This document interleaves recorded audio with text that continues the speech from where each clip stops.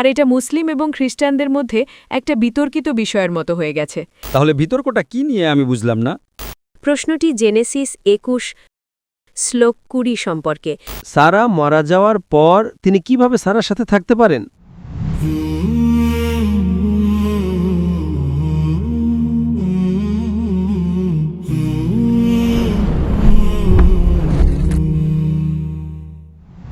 আসসালামু আলাইকুম doctor, Indonesia মালাঙে স্বাগতম। আমি দুদিন আগে থেকে আপনাকে সোলোতে অনুসরণ করছি, কিন্তু আমার মনে আজ সকালে এই বিষয়টি এলো। হঠাৎ আমার মনে হলো আমি জেনেসিস 21 সম্পর্কে একটি প্রশ্ন করতে চাই, ইসমাইল সম্পর্কে। আপনার প্রশ্নটি কি আর আপনার নাম? আমার নাম ইনতান এবং আমি একজন ফ্লাইট অ্যাটেন্ডেন্ট। এই বিষয়টি বিতর্কিত বিষয়গুলোর মধ্যে একটি হয়ে উঠেছে খ্রিস্টান ও মুসলিমদের মধ্যে, আর আমি ইতিমধ্যে এটা সম্পর্কে ডন্ডিককে জিজ্ঞাসা করেছি, কিন্তু আমার মনে হয় হয়তো আপনার কাছে একটা ভিন্ন উত্তর আছে। প্রশ্নটি জেনেসিস 21 শ্লোক 20 সম্পর্কে, কিন্তু আমি মাত্রই ইংরাজি ভার্সানে চেক করলাম। শ্লোকটা বলছে, ঈশ্বর ছেলেটির সাথে ছিলেন যখন সে বড় হচ্ছিল, সে মরুভূমিতে বাস করত এবং একজন তীরন্দাজ হয়েছিল। আর ইংরাজি ভার্সানে এটা বলা নেই সে কি বীরশেবাতে বড় হয়েছিল নাকি পারান মরুভূমিতে, কিন্তু ইন্দোনেশিয়ান ভার্সানে এটা বলা হয়েছে যে তিনি বীরশেবাতে বড় হয়েছিলেন এবং তারপর তার মা হাজেরার সাথে পারান মরুভূমিতে থাকত। তাই আমি বিষয়টি আমার এক অমুসলিম বন্ধুর সঙ্গে আলোচনা করেছিলাম এবং সে বলেছিল না, হাজেরা থাকত এবং বাস করত বীরশেবাতে, পারানে নয়, কারণ এখানে বিষয়টি নিশ্চিত নয়। শুধু বলা হয়েছে যে সে বীরশেবাতে বড় হয়েছিল নাকি পারানে। তো এটা এমন একটা বিষয়ে যা আজ আমার মাথায় এলো। ধন্যবাদ। বোন, আপনি কোন শ্লোকের কথা বলছেন? জেনেসিস অধ্যায় 21 কোন শ্লোক?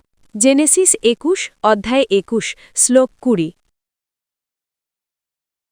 20 শ্লোক 20 নাকি শ্লোক 120? জেনেসিস 21 অধ্যায় 21 শ্লোক নাম্বার?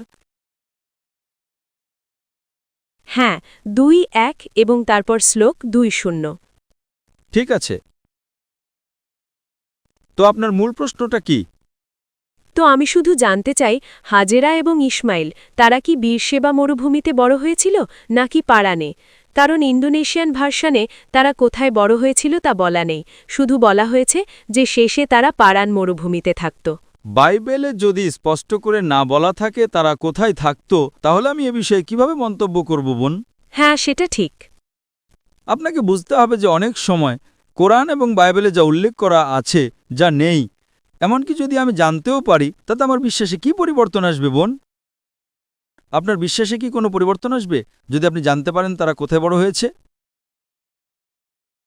কারণ আমি এটা ডন্ডির সাথে আলোচনা করেছিলাম। ইব্রাহিম বীরশেবাতে যখন একটা চুক্তি করেছিলেন তার সাথে সম্পর্কিত, আর এটা মুসলিম এবং খ্রিস্টানদের মধ্যে একটা বিতর্কিত বিষয়ের মতো হয়ে গেছে।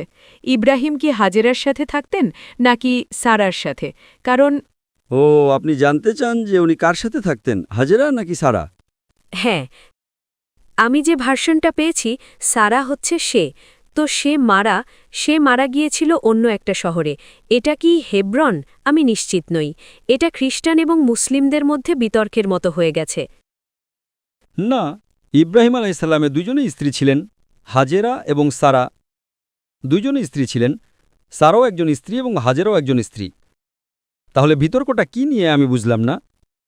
কারণ খ্রিস্টান ধর্মে আমরা সবসময় ভাবতাম যে ইব্রাহিম সারার সাথে থাকতেন, কিন্তু ডন্ডি আমাকে বলেছিলেন যে যেহেতু ইব্রাহিম বীরশেবাতে চুক্তি করেছিলেন, যদি হাজেরা এবং ইসমাইল বীরশেবাতে বড় হয়ে থাকেন এবং বাস করেন, তাহলে এর মানে ইব্রাহিম হাজেরার সাথে একসাথে থাকতেন, সারার সাথে নয়।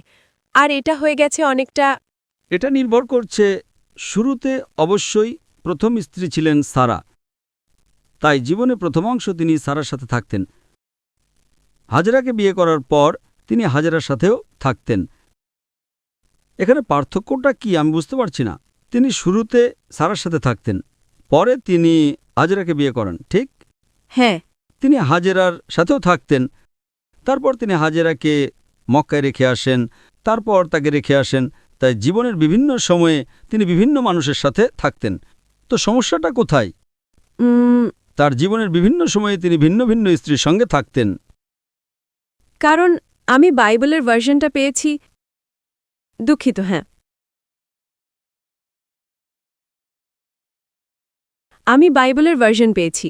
সারা মারা গিয়েছিলেন এবং ছিল হেব্রনে, কানানের কাছে। তো আমাদেরকে বলা হয়েছে যে কোডন্ডির মতে আসলে ইব্রাহিম হাজেরার সাথে থাকতেন, সারার সাথে নয়। শুধু এটা জানতে চাই।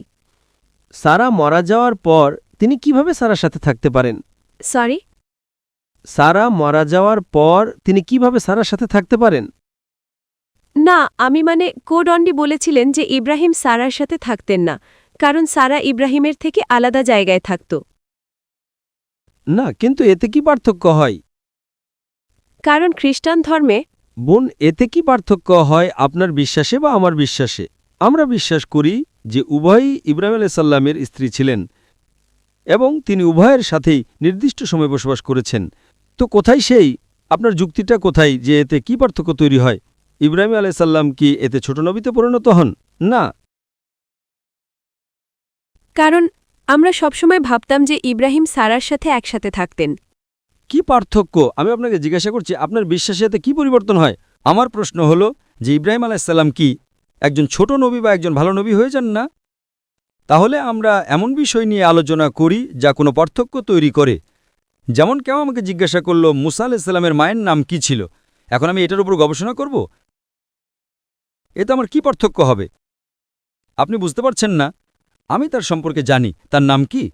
আমি গবেষণা করি, কিন্তু এতে আমার কোনো উপকার হয়? কিছু গবেষণা বিশ্বাসকে শক্ত করে আর কিছু গবেষণা কেবল একাডেমিক।